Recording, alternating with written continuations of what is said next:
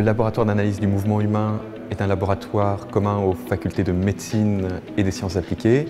C'est un laboratoire avec une équipe multidisciplinaire, des ingénieurs, des kinés, des médecins qui travaillent ensemble pour analyser le geste humain dans différents contextes. Ça peut aller du sport, des contextes cliniques, des personnes sur des passerelles de génie civil. Ma recherche porte sur l'analyse de la marche. L'objectif est d'améliorer le diagnostic précoce et l'évaluation des traitements médicaux au sein de la maladie de Parkinson.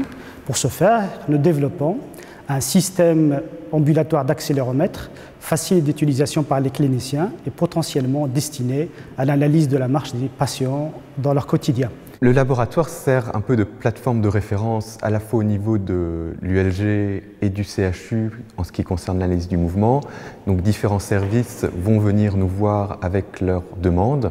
Ici à l'université, ça va être la faculté des sciences appliquées, de médecine vétérinaire, de psychologie.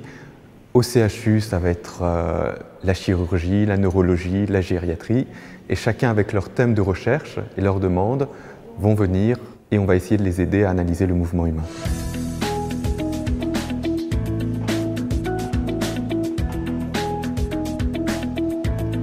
En tant que psychologue, je travaille sur l'effet des stéréotypes sur la santé mentale et physique des personnes âgées.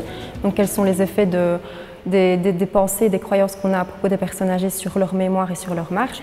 Et ici, dans l'expérience, on fait faire des tests de marche à des personnes âgées, sauf qu'à la moitié, on leur dit que c'est des tests d'équilibre et à l'autre moitié, on leur dit que c'est des tests de marche. Et donc plus globalement, c'est la manière dont on communique les choses dans une situation clinique, donc en milieu hospitalier, quand on fait les tests, comment est-ce que ça peut influencer négativement finalement la marche et l'équilibre d'une personne âgée et que ça ne soit pas représentatif de ce qu'elle est capable de faire réellement. Ça peut être de l'économie de course, de la prévention de lésions, voire plus du point de vue clinique, est-ce qu'un médicament est efficace?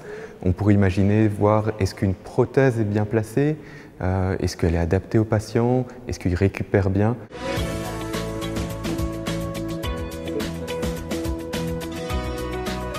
Mon hypothèse de travail est que les lésions cérébrales qui accompagnent le vieillissement et la présence de facteurs de risque cardiovasculaire chez les personnes âgées, ainsi que des modifications des paramètres de marche, pourraient être prédictives d'un risque de déclin dans les années ultérieures. Pour cette raison, j'ai eu la chance d'inclure 130 sujets âgés, des volontaires sains, qui ont chacun réalisé une IRM cérébrale au cyclotron et également des tests de marche en utilisant deux méthodes d'analyse de marche, une méthode accélérométrique et une méthode optoélectronique. Donc nous réalisons une étude dont l'objectif est d'évaluer l'effet d'une alimentation pour les chiens qui souffrent d'arthrose. Donc la plateforme de marche nous permet d'objectiver la boiterie des chiens. Donc les chiens passaient et on pouvait regarder par exemple le pic de force maximum, c'est-à-dire la force maximum d'appui du chien, de la patte du chien. Ça nous a permis d'arriver à la conclusion que, en tout cas chez les chiens les plus jeunes, il y avait une amélioration de la boiterie lorsqu'ils recevaient la nourriture, traitement qui contenait les composés nutritionnels. À l'origine, il y a surtout des recherches dans le domaine du sport, le génie civil et aussi dans la modélisation du corps humain. Donc voilà, beaucoup d'applications possibles.